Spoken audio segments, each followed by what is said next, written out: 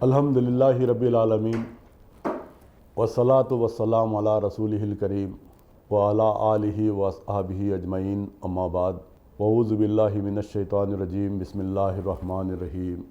افلا یتدبرون القرآن ام علی قلوب اقفالھا، صدق اللہ العظیم۔ محترم دوستو، قرآن اور جدید سائنس کے تعلق سے بہت سارے ایپیسوڈز ہمارے ہو چکے ہیں۔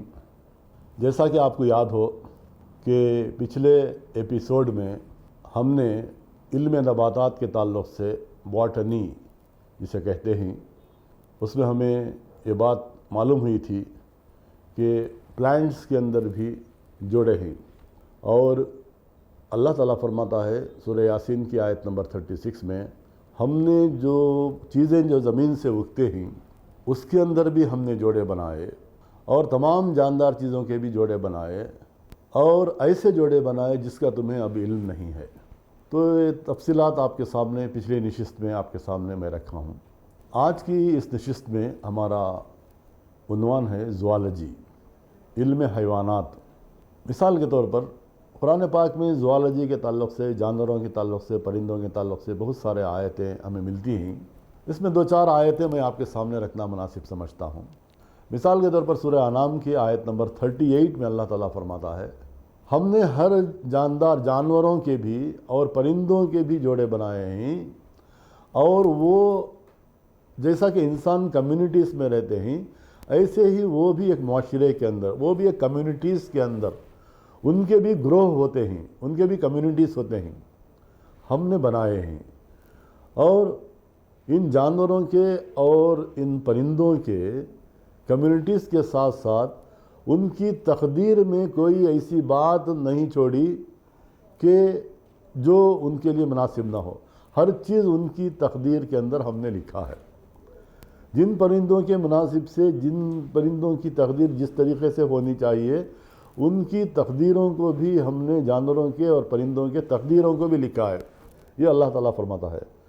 یہ سب جانور اور یہ پرندے سمیٹ کر اپنے رب ہی کی طرف چلے جا رہے ہیں۔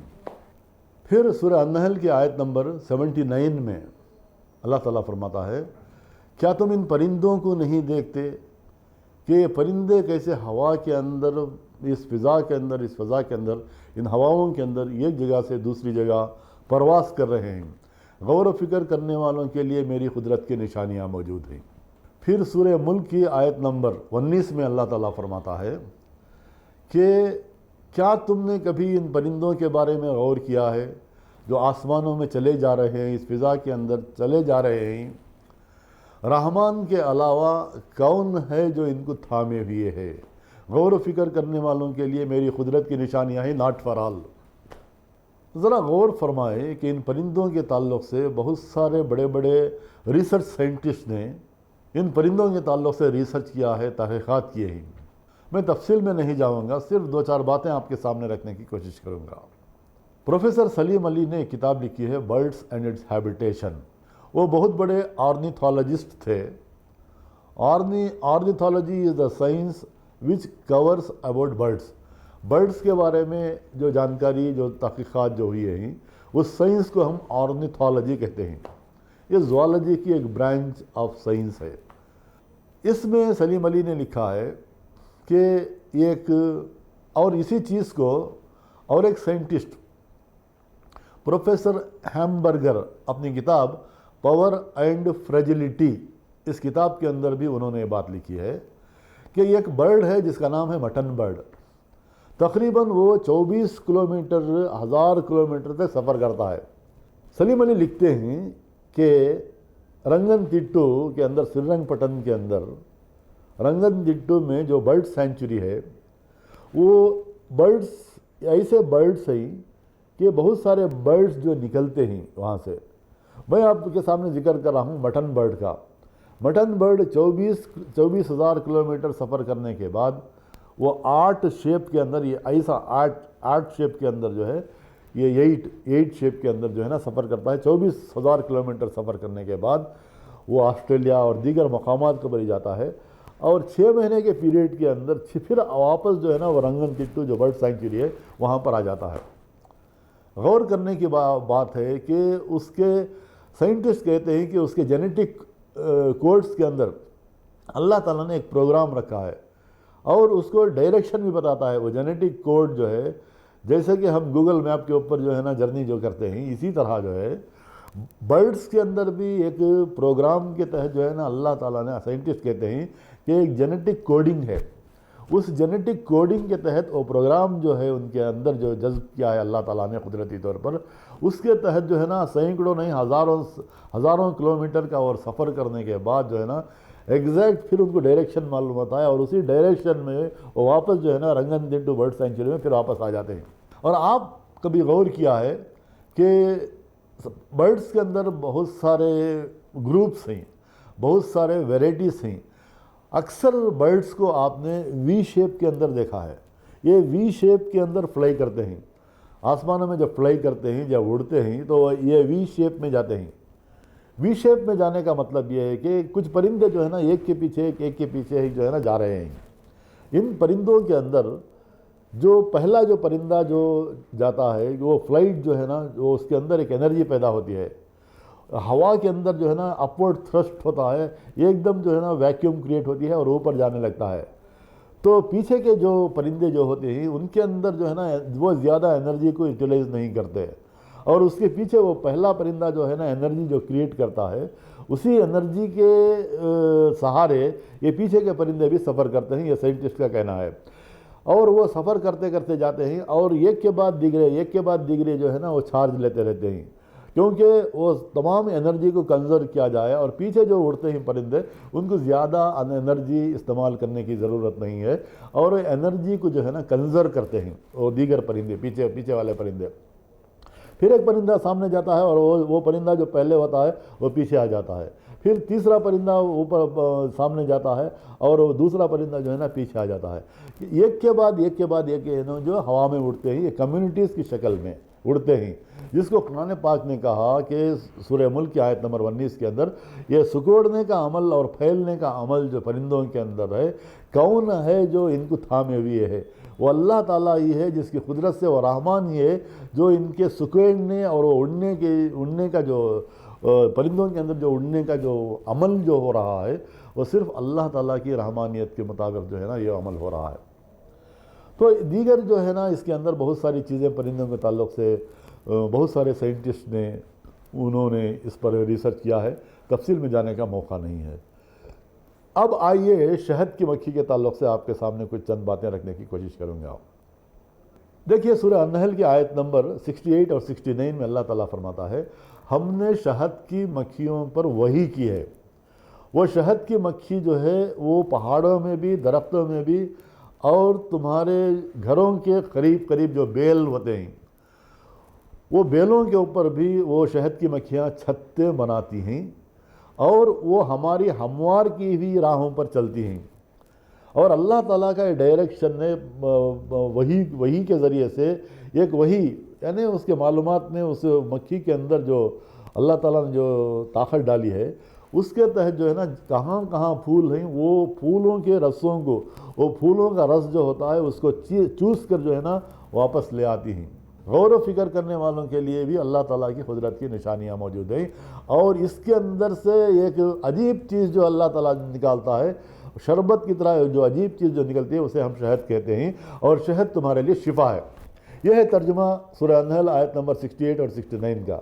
ज़रा गौर करें कि अल्लाह ताला ने इस आयत के अंदर अल्लाह ताला फरमाता है और साइंटिस्ट आज रिसर्च किए हैं कि अलग अलग टाइप्स के शहद की मक्खियाँ हैं। मिसाल के तौर पर अल्लाह ताला ने 3 जगहों का जिक्र किया है। पहाड़ों के ऊपर भी वो जो है ना अपने छत्ते बनाते हैं शहद की मक्खियाँ, और उसके साथ साथ जो है ना दरख्तों पर भी छत्ते बनाते हैं। और तीसरी चीज़ जो है ना हमारे घरों के आसपास जो बेल होते हैं और कुछ जो ना छोटे मोटे जो दरख्त होते हैं वहाँ पर भी जो है ना आसपास, अब तुम्हारे घरों के आसपास भी शहद की मक्खियाँ जो है ना होती हैं।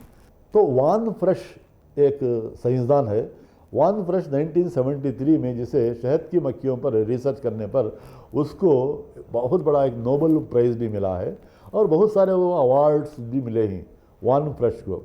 वान फ्रेश कहते हैं कि मक्खियों का टाइप जो पहाड़ों में होता है उनका अलग टाइप है और दरख्तों के ऊपर जो छत्ते जो बनाते हैं शहद की मक्खियाँ उनका वैरायटी अलग है। اور آس پاس جو ہے نا ہمارے گھروں کے اطراف جو ہے نا شہد کے مکھیاں جو چھتے بناتے ہیں وہ ویرائٹی الگ ہے.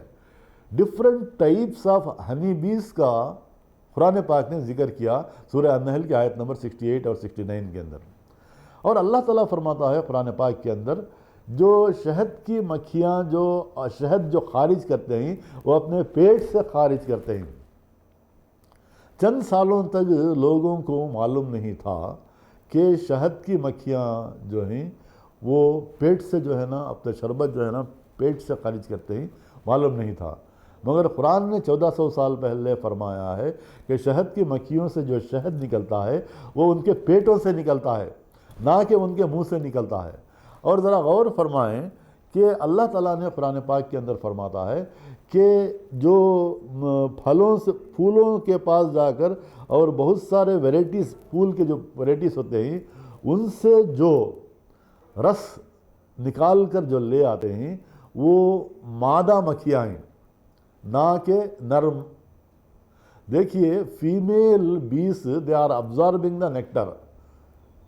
آج کے سائنٹسٹ یہ کہتے ہیں کہ پہلے جو یہ تصور تھا، شیکسپیئر اپنی کتاب ہنری دا فورتھ میں لکھتے ہیں کہ نرم مکڑیاں شہد کی مکھیاں جو ہیں وہ جو ہے نا شہد کلیکٹ کر کے لاتی ہیں and they are reporting to the king bee. King جو مکھی کے اندر جو کنگ ہوتا ہے اسے آ کر رپورٹ کرتے ہیں، اسے اپنی ڈیوٹی کا جو ہے نا ڈیوٹی کے اندر جو کچھ انہوں نے کیا ہے کہاں کہاں گئے تھے اس کو آ کر رپورٹ کرتے ہیں. شیکسپیئر اپنی کتاب کے اندر لکھتی ہیں. آج کے سائنٹسٹ کہتے ہیں کہ male honey bees they are not collecting the nectar. Male bees honey جو ہیں وہ شہد کو کلیکٹ نہیں کرتے، بلکہ فیمیل بیز جو ہیں نا وہ شہد کو جو ہے نا کلیکٹ کر کے they are coming and reporting to the queen bee, not to the king bee. اور وہ آ کر رپورٹ کرتے ہیں، ان کے پورا رپورٹنگ جو دیتے ہیں وہ کوئن بی کو دیتے ہیں، نہ کہ کنگ بی کو دیتے ہیں. شیکسپیئر کو معلوم نہیں تھا یہ چیز، اس لیے انہوں نے اپنی کتاب اپنے ڈرامہ کے اندر یہ بات لکھی ہے. جبکہ قرآن نے 1400 سوال ہے فسلکی کا استعمال کا ورڈ جو ہے لفظ جو ہے نا قرآن پاک نے جو ہے استعمال کیا ہے. فسلکی کے معنی ہیں مادہ مکڑیاں جو ہے نیکٹر یعنی شہد کو جو کلیکٹ کرنے والے جو مکھیاں ہیں وہ مادہ مکڑیاں ہیں، نہ کہ نر مکڑیاں. دیکھیں کتنے مائنیوٹ چیزوں کو بھی اللہ تعالیٰ نے قرآن پاک کے اندر بیان فرمایا ہے، غور کرنے کی باتیں ہیں. اور ذرا غور فرمائیں کہ یہ شہد کی مکھیاں جو ہوتے ہیں وہ طرح طرح کے ویرائٹیز جو ہے نا اللہ تعالیٰ نے ان کے اندر طرح طرح کے ویرائٹیز بنائے ہیں. اور اللہ تعالیٰ نے یہ فرمایا کہ الگ الگ ویرائٹیز کے اندر جو یہ ہوتا ہے وہ کلیکشن کے بعد بھی جو ہے نا وہ شہد کا ایک ٹائپ ہی ہو جاتا ہے، حالانکہ الگ الگ ٹائپس آف فلاور سے وہ کلیکٹ کیے ہوتے ہیں. اور اللہ تعالیٰ فرماتا ہے کہ شہد کے اندر تمہارے لیے شفا ہے. فرسٹ ورلڈ وار اور سیکنڈ ورلڈ وار میں بہت سارے جو ہے نا زخمی جو تھے وہاں پر وار کے اندر جنگ کے اندر جو شہد جو ہے نا اپنے زخموں کو سوکھنے کے لیے شہد کے اندر اینٹی سیپٹک پراپرٹیز ہیں. اور شہد کے اندر اینٹی سیپٹک پراپرٹیز ہونے کی وجہ سے اگر زخموں کو اگر شہد لگایا جائے تو اس کے اندر وہ بیکٹیریا نہیں آتے، بیکٹیریا کے ملٹیپلائی نہیں ہوتے زخموں کے اندر. تو بہت سارے جو وار کے اندر جو یوز ہوتا تھا، تو آج سائنس کہتی ہے کہ شہد جو ہے کھانے کے لیے بھی جو ہے نا اس کے اندر شفا ہے. اس کے اندر وٹامنس ہوتے ہیں، وٹامن اور فرکٹوز ہوتے ہیں، اور بہت ساری چیزیں جو ہے نا وٹامنس اور فرکٹوز کے علاوہ دوسری چیزیں بھی جو اندر جو شہد کے اندر ہوتی ہیں اس کے لیے جو ہے نا شفا ہے. یہ ڈیٹیل اسٹڈی ہے وان فریش کی جو ہے نا ڈیٹیل اسٹڈی ہے ہنی بیز کے تعلق سے، میں اس کی تفصیل میں جانا مناسب نہیں سمجھتا. یہ ایک آیت ہے قرآن پاک کے اندر اسپائڈرز کے تعلق سے، مکڑیاں جو ہیں مکڑیوں کے تعلق سے اللہ تعالیٰ نے قرآن پاک کے اندر فرمایا ہے.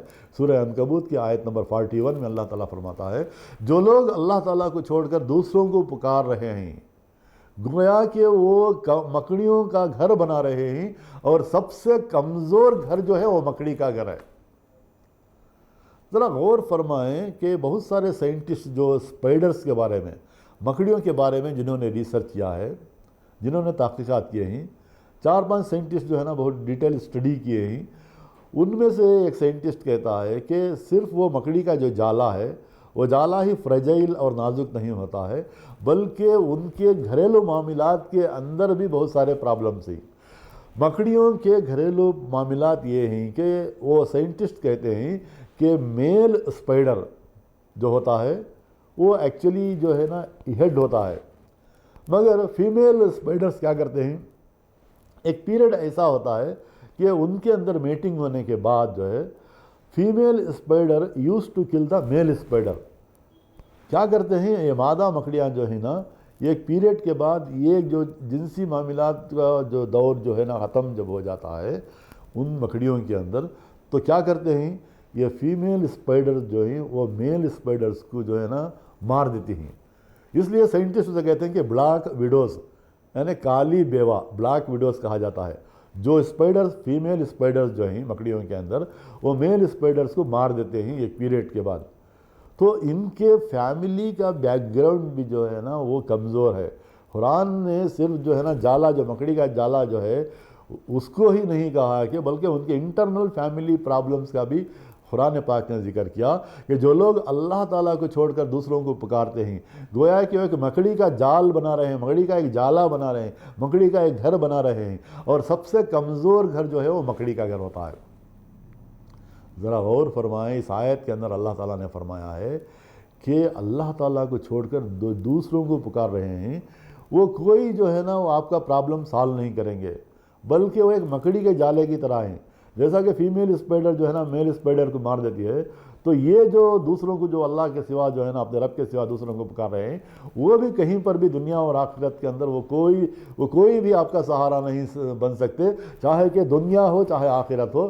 یہ پورے جو ہے نا آپ جن کو اللہ تعالیٰ کے سوا دوسروں کو جس کی پوجا کر رہے ہو، جس کی پرستش کر رہے ہو، وہ خود ناپائیدار ہیں، ان کا کوئی فاؤنڈیشن نہیں ہے۔ جیسا کہ مکڑیوں کے جال کے اندر کوئی فاؤنڈیشن نہیں ہوتا، تو ایسے لوگوں کی آپ پرستش کیوں کرتے ہو، ان کی تم بھلا کیوں پوجا کرتے ہو؟ یہ فرما رہا ہے اللہ تعالیٰ نے اس آیت کے اندر۔ ذرا غور کرنے کی باتیں ہیں، یہ ساری باتیں جو ہے نا اللہ تعالیٰ اپنی کتابوں کے اندر جانوروں کے تعلق سے، پرندوں کے تعلق سے، شہد کی مکھی کے تعلق سے، مکڑی کے تعلق سے، مکڑی کے جالے کے تعلق سے، اور اللہ تعالیٰ نے چونٹیوں کے تعلق سے اللہ تعالیٰ فرماتا ہے۔